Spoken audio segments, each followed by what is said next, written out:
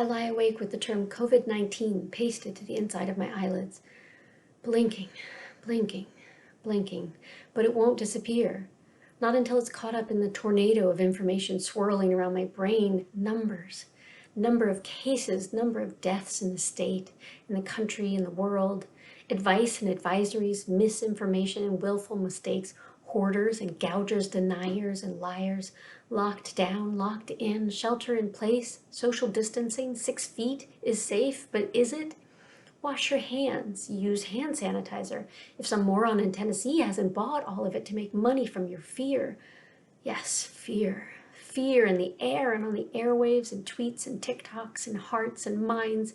They call it a novel disease. It's new. It's news. I could write a whole novel about it if only my mind would stop swirling, swirling, swirling.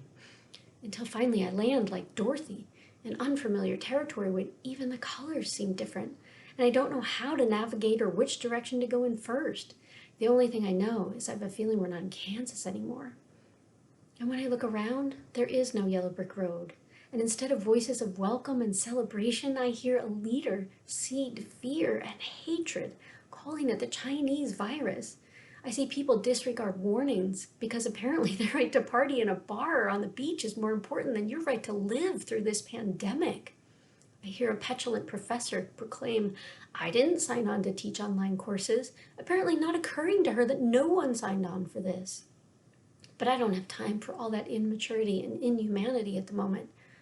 I'm more concerned by these children over here who haven't had lunch for a week because the schools are closed. And the person down the road who is immune compromised but doesn't have family nearby to pick up their medicine or groceries.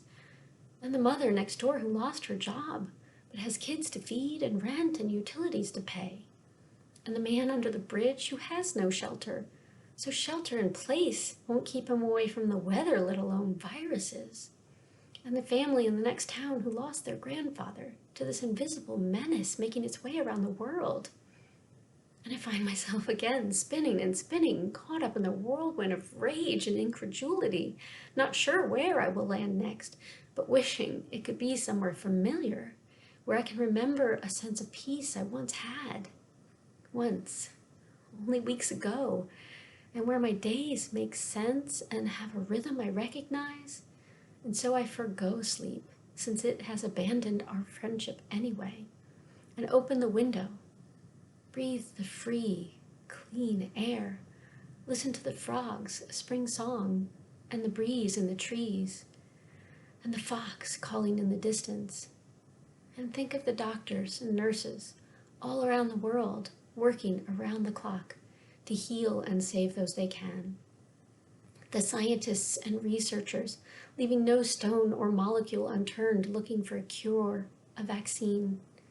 The people bringing food to their neighbors and leaving some of the packages of toilet paper on the shelves for the next person rather than getting more than they need.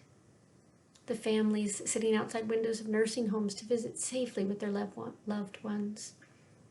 The people leaning out of their windows and singing to each other, playing music for each other, remembering each other, reaching out in every way they can to make people feel connected, through letters and cards, packages and calls, people making donations, supporting the helpers, sharing reliable information, choosing to stay home for the sake of others who don't have that choice, sharing their lights and creating moments of peace with and for each other. And suddenly I can breathe again. And the whirlwind settles for now, and I can again feel peace and see the trees despite the forest, and appreciate the warmth of the sun and the purr of the cat, and despite the distancing feel connected again. And in that moment, I wonder about the shift we can all make, like Dorothy did, toward appreciating what she had and understanding the world and her place in it a little better.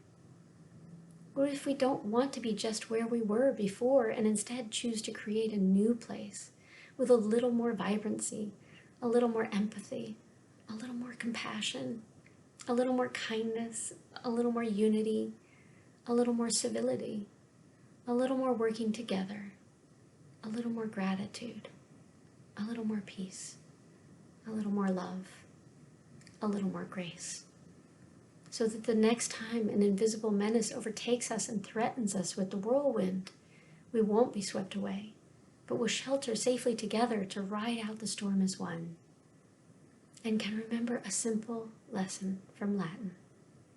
Vidi, I saw. I saw myself in you, and I healed.